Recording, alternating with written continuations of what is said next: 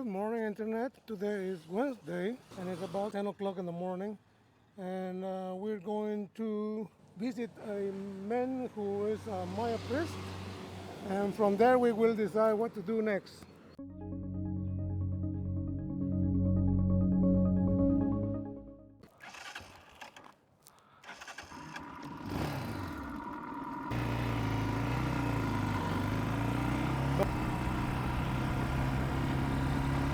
This is the upper part of the city, and well, all business. In the meantime, we're trying to find a way out to go to that place where is this guy, who is a Maya priest.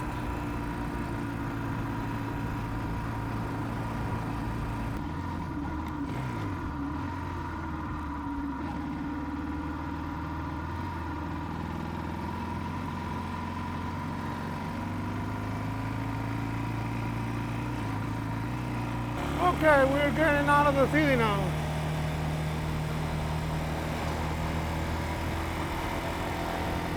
Going to pass by the community that is called Cristo Rey. We are good, and all of this situation here is very close to the city, and hopefully we have good luck today to see these men. We're going through the community of Cristo Rey now, and this is the bridge called Cristo Rey. We are just about 6.2 kilometers to get there. We're just about to hit Sak Tunich. Seems to be around here. Here we are. Where is the entrance? Welcome to Sak Tunich.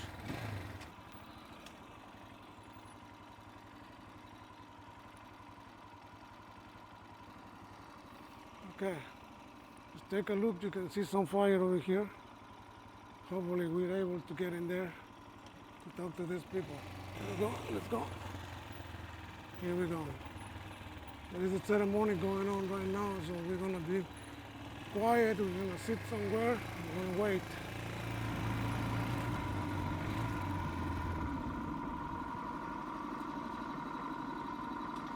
You can see the ceremony is taking place right now here. And I'm gonna need to sit down here and be quiet. I'm gonna need to stop my recording. So now we can see that they're performing a ceremony. The master is celebrating a ceremony for these foreigners that are getting married right now. So we're gonna look at it from here because this is private, so we stop now. Just nice to see that he's busy and working. We are at the place owned by Mr. Jose Magana. He has been working on this site, as you can see, with his bare hands. He has built all of this, designed the pyramids the way they are, and he is with us today. He will tell us a little bit about how he started to work on this. So, Mr. Magana, please tell us a little bit of your story. Okay. Well, this project is something that we started in 1990 with the intention to preserve and promote our Mayan tradition. Since a tradition, we have the way of construction, the artwork in limestone, slates, and wood, clay, and we do also some paintings. I deal with medicinal herbs, Mayan ceremonies, and this is something that has been from one generation to the other. On behalf of my dad, his dad was a shaman. On behalf of my mom, so it's something that we have been learning, and our intention is not only to preserve it in our family, but to pass it on to this new generation. So we started this project in 1990, as I mentioned, and it's something that we started from zero. Now it looks like an ancient site, but it's something that well, it will be one day an ancient site. you know. But now it's something that we are still building. It's a lifetime project. It's something that I know for a fact that I will not be able to finish it. It has to be my son, or my sons or my grandsons. Good that they are focused in this as well, and they are learning, they are practicing what we are doing, and I hope and I see they will continue. Well, as you can see, we started in this plaza here, this section here, where we have two altars. Just a few moments ago, we had a man wedding. We had a man wedding here that we had with a couple from Canada that came here, and they want us to with the blessing. So this is where we started the project. My intention at the beginning was just to make this part of the pyramid. But as time passed by, a lot of people come here and ask me, And build a little bit more. tell me, I will come next year. I want to see what you are doing. I want to how you will continue. And this encouraged me to continue. I started along with my wife and one of my brother. Those days I was very young and I have a lot of energy to start very early. As daylight comes, I was outside with my pick and my shovel, a little wheelbarrow, and. So then my brother said, okay, well, this is too much, I don't know how far you can go, but this is not easy. So he said, okay, I cannot go more. So he abandoned the project and says, well, I said, well, I have to continue. This is my dream. So Did you make this? yes, that one is limestone. This one is a replica of the Lord Smoking Shell from Lamanai. Okay. In 1980, I was in Lamanai with my dad. My dad used to work with different archaeologists, and on that time they were discovering, doing some cleaning in at Lamanai. When we came here and started this site, then I said, okay, well, I want to do a replica of that stela. So then that's how it comes that I did this stela. And this is a replica or somewhere, or it's just original? Okay, this is the time card that normally should appear on the Okay. on the man calendar, no? And we have here at the center, and we have the image of a Hemen, which is a man priest. It's a sculpture that I started about maybe 8-9 years ago. My intention is to finish it now. And here we have the name of the Nahuales of the calendar, the sacred calendar. Yes, we have the calendar called Hab, no? One, which means 1 year, no? Yeah. The calendar consists of 19 months, 18 months with 20 days, and 1 month with 5 days. Sad days or just the meditation days? Okay, for us traditionally, that last 5 days, which falls Wayeb? on Wayeb, for us is the 5 more important days of the year, where my ancestors used to give thanks to God for the year that's passed and make petition for the year that's coming. Archaeologically, they say it's the 5 unlucky days, although we don't know why. For them, it's the 5 unlucky days. For us, it's the 5 more important days. Well, they clean their houses, they prepare for the New Year plantations, and they make sure that even the stones at the fire get new, so everything gets better for the following year, right? Exactly. And look at this. So here you can see how we have been building our site, or how we started our site. Right? When we came here, it was just a hill. No? As you can see here, we have how we started our site. We are working, or we are making this site on the solid rock. So we carved into the shape of what we need. Good stones that we take out from this area, we use it in the first You section. use it to In the first section. So exactly. now to continue here, we have to get stones from another area, what we are doing as well. Here we have an example of how we would cut a big slab of limestone the same way as our ancestors were doing it. We'd cut all around with an axe, and then we would cut underneath. So once this fall, then we will cut it to the thickness that we need. No? That is standing there, you can see that one there. That came from out from here. Oh, yeah. Okay. So and that is ready to do any design or. So this is just packed up there for the future. Yes, this is part of what we will be doing. My Okay. intention is to continue it and make a area for an exhibition of items that we do. No? How we prepare the item, how we work with the different materials. Okay. So this is the same work here. This is the pure stone, and you guys carve it one by one, Yes. all the steps. And then we would put the walls as we did on the first. Oh, the walls were made by you. Yes, those walls, we are going to put something similar on where we are. All the steps we have to put stones as like we see. Yeah. So they The are not staircase. finished. They're not finished. They're not finished. We still need to do something similar like this. Eh? We You have gotta to put continue steps. growing, yeah. So, This is your okay. temple here. Here is something. We call this little room a ceremonial room because of the items that I have been receiving from different persons. No? We have around this photograph. Those photos are from Mr. Eligio Planti. Mr. Eligio Planti was one of the greatest men from the village of San Antonio. He was one of the best ones. And when he died, he passed on everything to his grandson who is sitting on that. Here is where Mr. Eligio used to put his sastoon, and he used to play with the sastoon. Okay? And then he would, what I have here is not the sastoon, okay? So he would play with it and he would say like, okay, then he would show you, says, okay, there's the evil thing, or there's the good thing that is on you.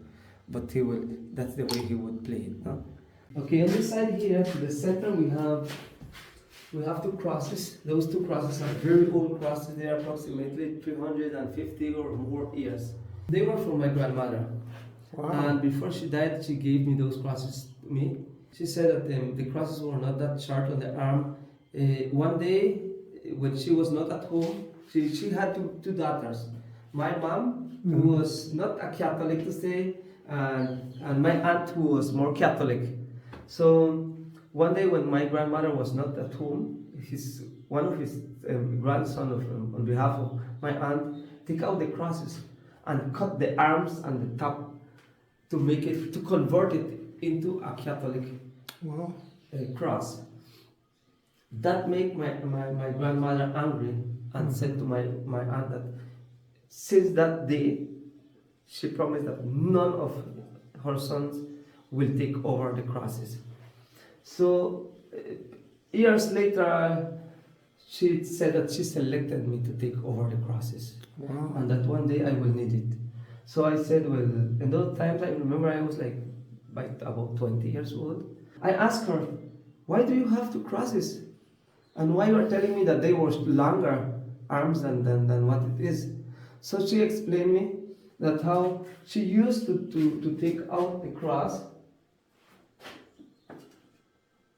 As you can see, the stand have a pyramid shape. Yes. So she used it to lay on top of that pyramid the cross. Yes. And that was the position of the four cardinal points. Okay, yes.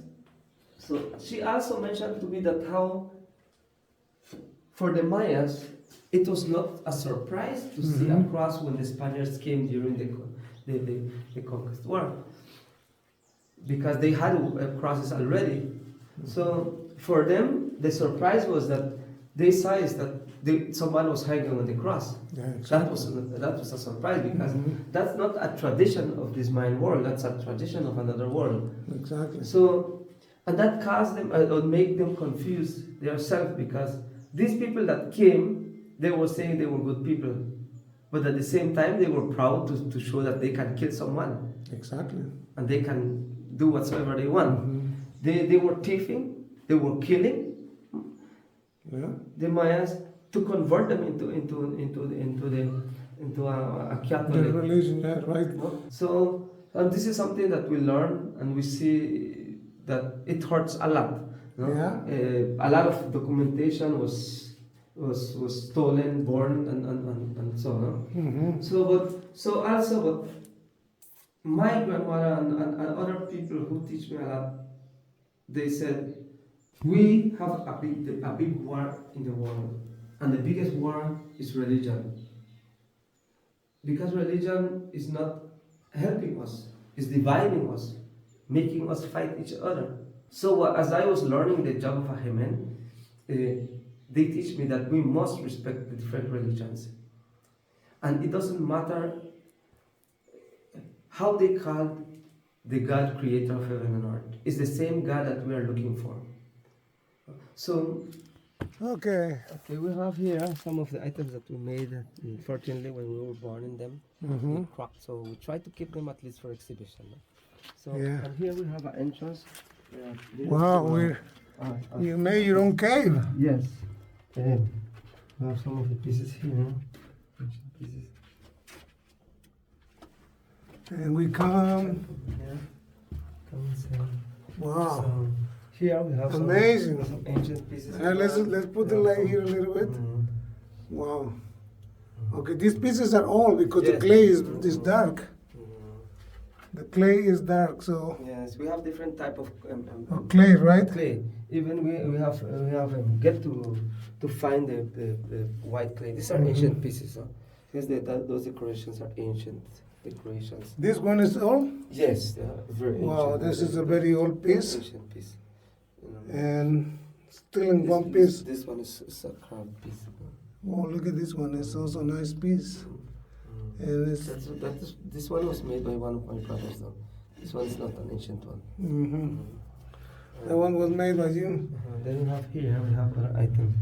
This one here is a replica of the submerged crocodile found at Lamanai. And then we have other little 2-3 pieces there, are very ancient pieces. Those are all. Here we have. Wow, you have a skeleton too. Yes, And we you have a have- little butt. Yes. So we have other pieces here, ancient pieces, except this skull. This one here was made by my dad. He made it about 35 years ago. And as you can see, we have this one here, and it have a little hole on the side, and it's broken underneath. What we have learned is that this was used for a ceremony. Oh. And what we learned is that when my ancestors used to do their ceremony, they used to break the item so that nobody else used it for another purpose. A lot of archaeologists and a lot of tour guides like to say that how the Mayas used to break the item to release the spirit. It's not true. No one can trap a spirit. Yeah. Only the spirit can trap us. So especially in a container that have an open mouth, no one can trap a spirit. Yeah. The reason why they were breaking the item is that nobody should use it after it has been. The end of the presentation by Jose Magana, and well, I'm gonna put my arm around his shoulder, and I'm gonna invite him to say goodbye, and I'll thank him very much for this opportunity. Okay, well, thank you very much, and I hope that those who see these videos, well, they like it, and one day they can come to Belize. Well, this is Mystic Moto from Sak Tunich, the archaeological site that is in process to being built by this gentleman here, Mr. Anya. He is the creator of all of this, and for us, as Mystic Moto, one more time, we have got the opportunity to present to you with the real Maya, with the real mystical part of the Maya spirit. So one more time, if you like what you see, subscribe, give us a like, and write a comment, and I'll see you on the road.